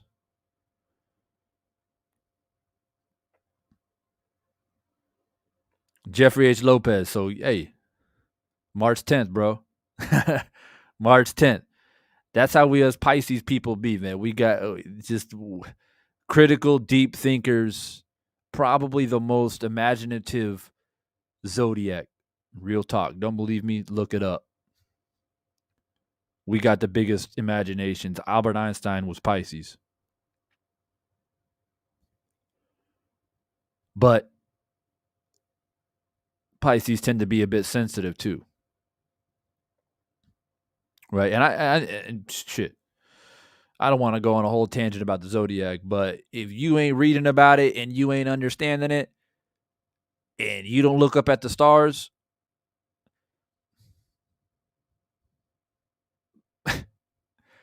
time to pay attention. It's time to pay attention. Don't go into the history books and and just assume that the Egyptians didn't know what the fuck they were doing out there. Oh yeah. And the Greeks after them. So Deanna, yeah, like I don't really, he's got to leave Top Rank. That's which he's done. And that was the most important move, and he's made it. It may have not have been when people wanted it to happen, but it's happening, right? Al Heyman, Floyd, I think are his two options that he needs to consider. But like if you I don't know, man, there's a lot of people that don't like how Floyd is directing Tank's career. Um, and everybody has their opinions on it. And I don't really know what my opinion is right now at this very moment on where I think Bud is best suited. He is at the tail end of his career. He's at the point where he's in his prime, but he's kind of not, and like he's got maybe 3 like really big fights left in him. Like on it, like to where he's still able to fight at that threshold that he needs to, right? He's at that point now. He's at that point where Mayweather was when he was like finishing off his like the last 4 fights of his career, kind of like his real boxing career. I'm not talking about Conor McGregor, none of that shit. I'm talking like, he fought Pacquiao and then he fought like Berto and shit like that. And I think Bud is starting to get close to that. So who he chooses to be with for the tail end of his career to hopefully solidify his career, it is very important. And he's got to weigh all of his options and look at it all. But the first step was to get the hell out of Top Rank, and I've been waiting. For me, it's hard for me not to say, man, it's a long time coming, because I've been waiting for Bud to leave Top Rank for so long, because I've seen what Bob Arum does to talent. He drains them. And I've been waiting so long for Bud to leave, and he finally did. So for me, I'm sorry, but I can't help but just to say, like, yeah, like, long time coming, bro. Like, get away from this dude.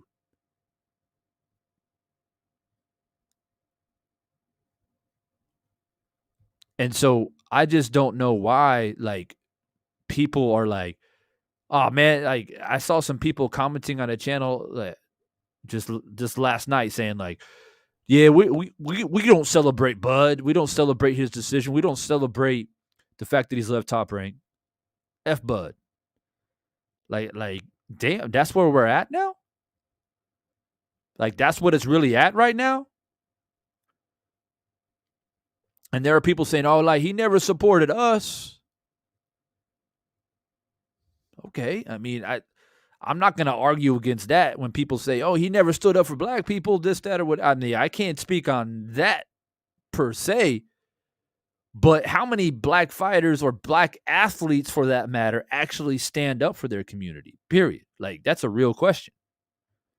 There are a lot of people out there that support a lot of black athletes who have never paid any mind, put any dollar, any cent into the community,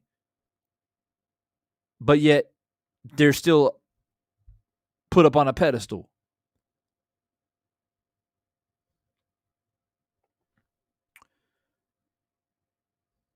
So to me, it's kind of like, well, it's like people that say, I'm tired of the 2-party system. I'm tired of having to vote for the lesser of 2 evils. And they complain about it every election period. But then when it's time to vote, they end up voting for the lesser of 2 evils.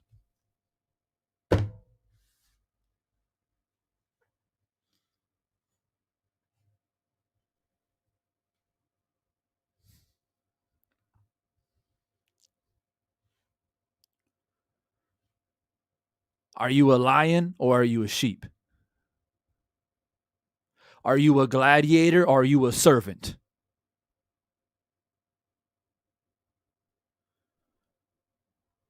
There ain't going to be nobody to tell me how I'm going to operate and vote and try to change my way of thinking because, oh, well, you don't go against the grain because you make it difficult for other people. Well, that's their problem. Because they're sleeping and I'm awake. That's their problem.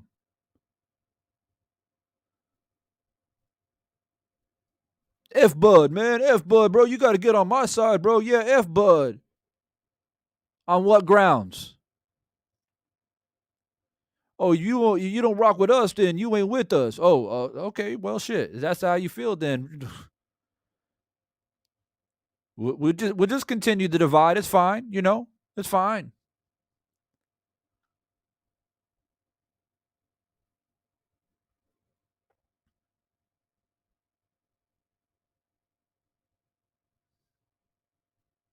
I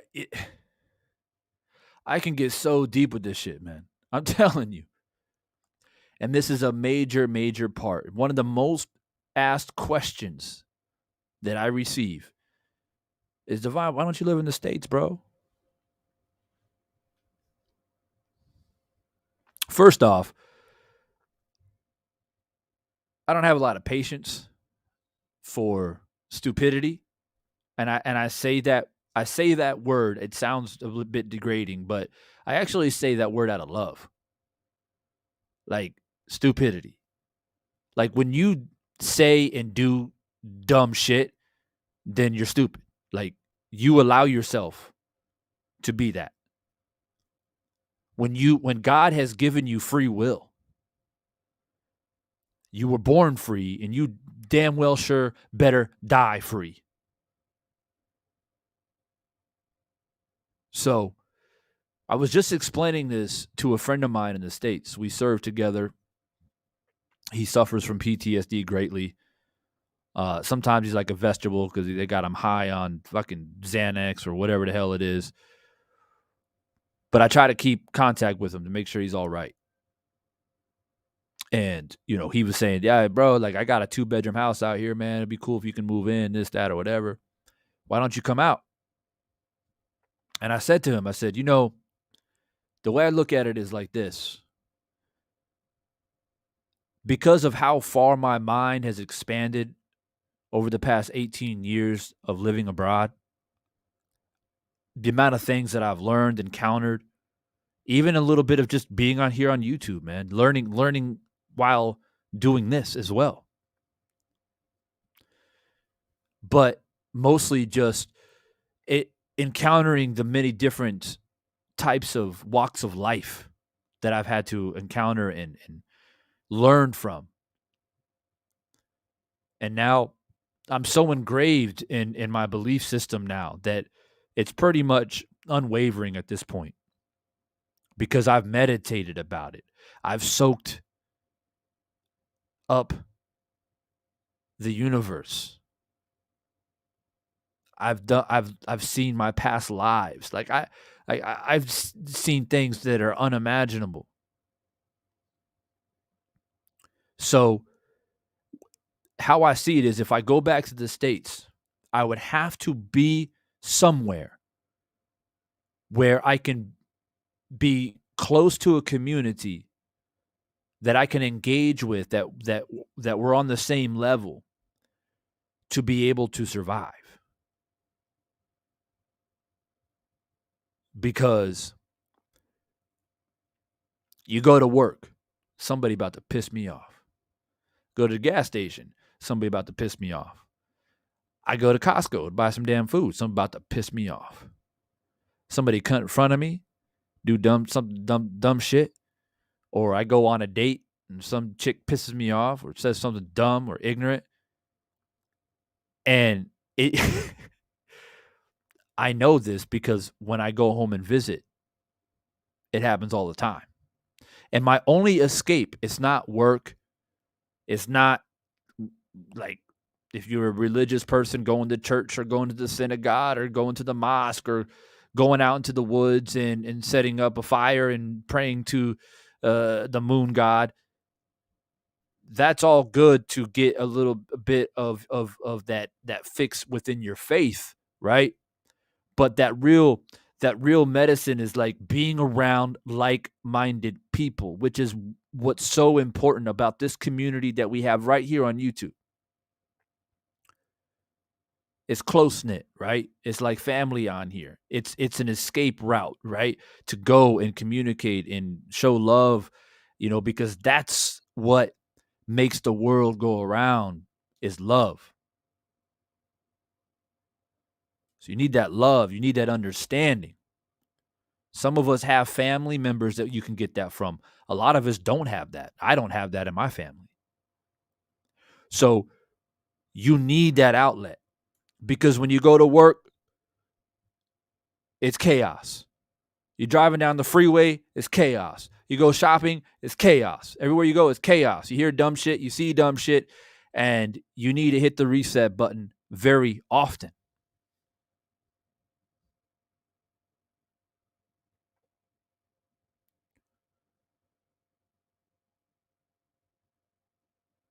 Live for Life, Films and Music. What's good, bro? Good to see you.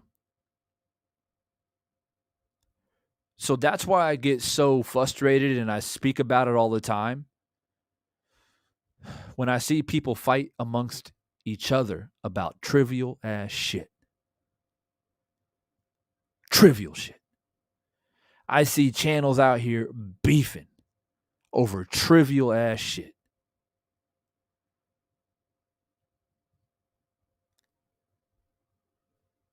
And we spend so much time talking about unity and community and standing up and trying to make our society and our community better and standing up to the man and standing up to the police and all this different stuff. But then you turn around, you do an about face, and then you fight with your neighbor. You fight with your brother. You fight with your friend that you've known since high school. You're out there beefing. You're out there, oh, I fuck this dude. I'm gonna get in his face, and I'm over trivial shit. When the thing that will really heal us is love, compassion, understanding, finding common ground. Real question for everybody out there right now in the chat. When was the last time you had a dispute with someone and you said to that person, let's find common ground? When was the last time you did that? Think hard about it and be honest about it. When was the last time?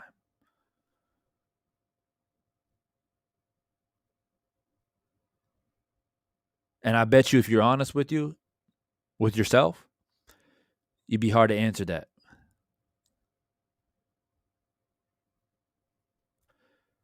How many bridges have been burnt in your life in comparison to how many bridges that have been built in your life? Damn,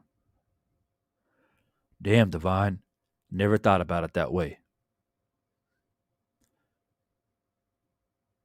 That's exactly why we have to use critical thinking skills. And that's exactly why I wanted to talk about this tonight, or for me tonight, today for you. Because I think, to be honest with you, I think what really propelled me to talk about this and offer this different perspective, it's not a side. It's not listen to me, I know, like persuade you. No, it's opening up the mind. Right? So I think what really propelled me is because there are channels out here that I respect immensely talk about this very topic. And I'm like, my friend, why are you saying these things? Let's think about this. Let's look at the bigger picture. That's what really is. Because otherwise, I could be talking about the Charlo Castaño fight. Or I can be talking about the fight coming up next weekend that I've already made a video about. But we have to do these things, right? Andrew Charles, I respect you a lot, bro. Thanks for dropping by tonight. Listen, I know you've been on here for a hot minute listening in. Appreciate you. We got Drew Titan in the building. Bro, I know you better not be working on Saturday, Drew, man. It's supposed to be day off with the kids. Lean back, sit back. Hope you're good out there, Drew, bro. Appreciate you dropping by, man. Moped in the building. Good to see you. So I know a lot of you guys missed the majority of this live. A lot of you have been in here from the very beginning of the live, and I appreciate you, including Deanna in here, and I appreciate you, and I appreciate that I'm able to have you think a little bit different, because that's all it's about. That's literally all it is to say, I didn't think about it that way. That's a different angle. Yeah. Because that's how we succeed. So if you weren't able to listen to the bulk of this live, rewind the tape. I played a video of Bob Arum, a classic video, a video that, unless you've been involved in boxing for 10 plus years, you probably haven't seen it, or you haven't seen it for a long time, or you're unaware of Bob Arum. It's important that many people see that. I only played it once this entire almost 2-hour live stream because there's a reason for that. And more than likely, if YouTube doesn't take down this video, they'll probably not let me monetize it just because of the things that I've been saying in this video. But hopefully it at least stays up. If you weren't able to watch it, go back and listen to my thoughts about this whole Bob Arum, and in particular this Bob Arum, Bud Crawford situation. We all have different opinions, and my opinion is objectivity and looking at it from a wide lens. And I think it's important to do that.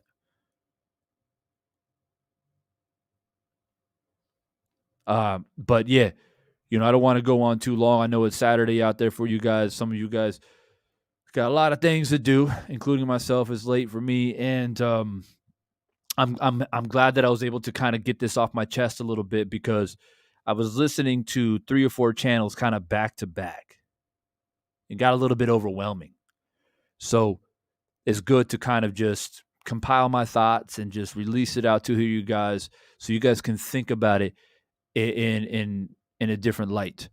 And I think when it's all said and done, and I'll say this again as a final point, I think when it's all said and done, at the end of the day,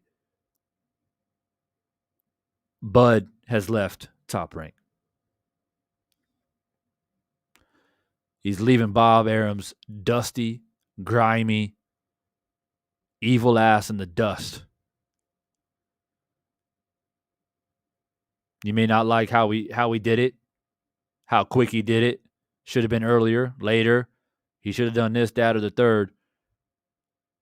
But I must tell you, I'm relieved. And it's been a long time coming. And the intricate details about my thought process in regards to how Bud left Bob, and was he right for it? Was he wrong for it? Should we celebrate it? Should we not celebrate it? You all are going to have to go back and re-listen to this video, because I offer some very unique perspectives in that regard. So, Nicholas Levy in the building, bro. I'm glad I caught you before I got up out of here. He says, Brother Divine, what up, man? I've been busy working. Praise to the combat sports gods, to you and the LDBC, man. Good to see you, bro. It's good to see you, Nicholas, man. Man, I see Chavo. He's always trying to get these questions in before I leave. I see you, Chavo, bro. I know how you operate out here, bro. But I appreciate you, man. So I'm gonna go ahead and answer your question. My man Chavo, he's funny, right? So he'll come in, he'll see what I'm talking about. But my man Chavo always got a question that he wants answered. I respect that. Divine, what do you grade Russell Jr.'s last performance? That's actually a good question, because since I made my video about this fight, I made my prediction breakdown. And by the way, if you haven't seen it, it's a 10-minute video on my channel. And I promise you, it'll be a well worth spent 10 minutes. Because I break down this fight quickly and swiftly and hit all the points that need to be hit about Gary and the dude who's going to fight Mark Magsayo, who, by the way, a lot of people think he's going to pull the upset. But since I made that video, I've actually had a lot of people ask me, like, yeah, Gary Russell, or not ask me, but actually say, like, Gary Russell was good, but he ain't as good as he was, and that's why some people think he's actually going to get stopped. I'm not going to spoil it. You want to hear my prediction? You got to go watch that damn video and hit the damn like button. But to answer my man Chavo TV's question in particular, had I graded his last performance? 6 C plus B, around that. But look, styles make fights. I know that's cliche, and we all hear that all the time. What the hell does that mean, Divine? Well, it means exactly what it is. Styles make fights. Hand speed, timing, precision, counter-punching ability will be the tale of this fight coming up next weekend, man. That I will say. So, go listen to the video, click the like button, share it, do all that good stuff, help grow the voice of boxing. Remember, guys, it's Divine Sense Boxing. Yes, that's what we do out here. We talk boxing, man, and we get dragged into the mire, right? We get dragged into the quicksand sometimes, have to talk about these boxing politics and whatnot. But at the end of the day, that's what it's really about. And we want to continue to grow the sport, continue to try to shine some positivity into the sport, because negativity finds a way to poke holes into the great sport that we love. So make sure you guys go over there and hit those like buttons on the videos, on the channels that you like and respect, because that's what grows that positivity into that sport that we love. So hope that answered your question, Chavo, man. Like I said, C plus B. It wasn't his best performance. He got the job done, though. And, even Floyd Mayweather has C plus B performances as well. And sometimes great fighters have their best fights after they have C plus B type fights, and it wasn't an AA plus performance. You see that in any sports, but you really see it in boxing a lot. And a lot of times when you get it to a level where Gary's at, I think he's defended his title like 5 times, which is pretty damn decent, and he's got a pretty damn good resume. I don't care what people say about Gary Russell Jr., you can't take away what he's done. He's got a hell of a resume, and he's a hell of a featherweight. So either it's going to be he knows that he didn't perform at his best, and he's going to come back on fire. Or we've also seen where it becomes a downward trend. So we'll see what happens.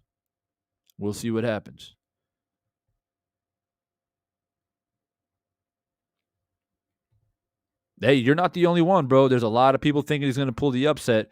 But look, you guys know it. I'm going to be commentating on that fight live like I have been doing. I mean, I haven't been on camera a lot, but I've been trying to at least at the minimum squeeze in these commentaries. So make sure you don't miss it, man. I'll be going live during the fight commentating.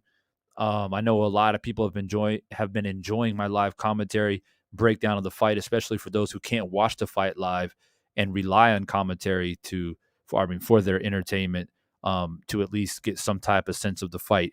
And then, of course, following, it'll be the post-fight thoughts. So looking forward to it, man. I think it's going to be an exciting fight. Yeah, Mark he's a little beast, man. I don't think that he's the most skilled fighter in the division, but he's got that toughness, man. And I think Gary is definitely going to be tested, win, lose, or draw.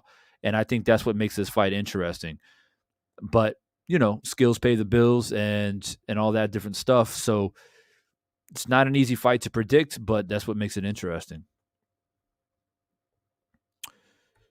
Then a great one, Divine, changing minds and bringing that perspective. Salute to the precise one, Divine. Salute to the fam. Got to get back to work. Get back to work. Make that money. Take care of that family, man. I appreciate you as always, Deanna. One of the first ones in tonight. And by the way, Deanna, thanks so much for that DM as well. Let me know about my mic, because YouTube be trying to change my mics up. They be trying to change my cameras up. They be trying to not put out notifications. They don't let people do super chats. And why does it happen to only certain channels out here? That's what I really want to know. How are you going to get up in my system and change my mic? But they have their ways. I'm sure Drew Tight knows what I'm talking about.